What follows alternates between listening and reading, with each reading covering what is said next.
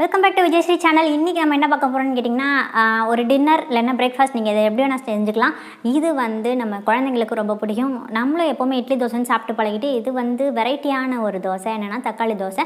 இது வித் நம்ம தேங்காய் சட்னி சேர்த்து சாப்பிடும்போது செம்ம லெவலில் இருக்குது டேஸ்ட்டு. ஸோ நான் ட்ரை பண்ணிவிட்டேன். நீங்கள் ட்ரை பண்ணிவிட்டு எனக்கு எப்படி இருக்குன்னு சொல்லுங்கள். அதுக்குள்ளே நம்ம சேனலை சப்ஸ்கிரைப் பண்ணி கூடவே பெல் பட்டன் ப்ரெஸ் பண்ணிவிடுங்க. ஸோ வீடியோக்குள்ளே போகலாம்.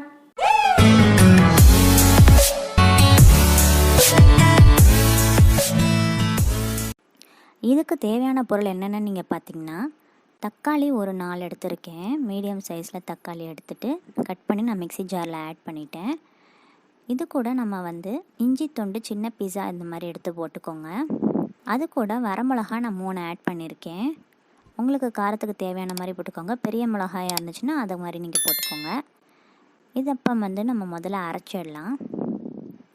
இப்போ அரைச்சிட்டு இந்த கன்சிஸ்டன்சியில் இருக்கிற மாதிரி பார்த்துக்கோங்க. அதுக்கப்புறமா இப்போ நம்ம இது கூட 1/2 கப் அளவு கோதுமை மாவு நம்ம சேர்க்கலாம். கோதுமை மாவு கூடவே இப்போது 1 கப் அளவுக்கு நம்ம வறுத்த ரவையை ஆட் பண்ணிக்கலாம். இது கூடவே நம்ம இப்போ தேவையான அளவுக்கு தண்ணி ஊற்றிக்கலாம். நான் இப்போ 1 கிளாஸ் அளவுக்கு தண்ணி ஊற்றுறேன். இப்போ நல்லா அரைச்சிக்கலாம்.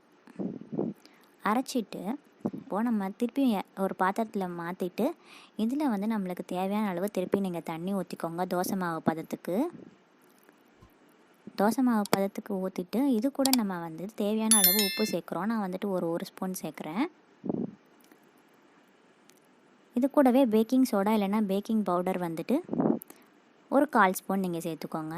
நல்லா கலந்து விட்டுங்க. அதுக்கப்புறம் இப்போ உங்களுக்கு தண்ணி தேவையானுச்சுன்னா நல்லா ஆட் பண்ணிவிட்டு நீங்கள் கலந்து ஒரு மூடி போட்டு மூடி வச்சிடலாம். ஒரு 20 நிமிஷம் அப்படியே விட்டுருங்க. அதுக்கப்புறமா நீங்கள் எடுத்து இப்போ தோசை ஊற்ற ஆரம்பிச்சிடலாம். தோசை வாக்கும்போது உங்களுக்கு தண்ணி தேவைப்பட்டுச்சுன்னா தேவையான அளவுக்கு நீங்கள் தண்ணி ஊற்றிக்கோங்க. அப்போ தான் உங்களுக்கு மொறுமொறுன்னு வரும் தோசை. இல்லை நீங்கள் மொத்தமாக ஊற்றணும்னு நினச்சிங்கனாலும் நீங்கள் தண்ணியை கொஞ்சம் கம்மியாக வச்சுக்கோங்க. கம்மியாக சேர்த்திங்கன்னா உங்களுக்கு மொத்தமாக வரும். கொஞ்சம் நல்லா தோசை மாவு நல்லா உங்களுக்கு ரோஸ்டடாக வரணும்னா தண்ணி கொஞ்சம் அதிகமாக விட்டுக்கோங்க பார்த்து. ஆனால் ரொம்ப தண்ணி ஊற்றிடாதீங்க. பார்த்து இந்த மாதிரி பதத்தில் ஊற்றிட்டு தோசையை ஊற்ற ஆரம்பிச்சிடுங்க. இந்த மாதிரி நீங்கள் ரோஸ்டடாக வரணுன்னா தண்ணி கரெக்டாக பார்த்து ஊற்றிக்கோங்க. இது நீங்கள் குழந்தைங்களுக்கெல்லாம் கொடுக்கும்போது ரொம்பவே டேஸ்ட்டு விரும்பி சாப்பிடுவாங்க. இது கூட நீங்கள் இப்போது தேங்காய் சட்னி வச்சு நீங்கள் கொடுக்கலாம்.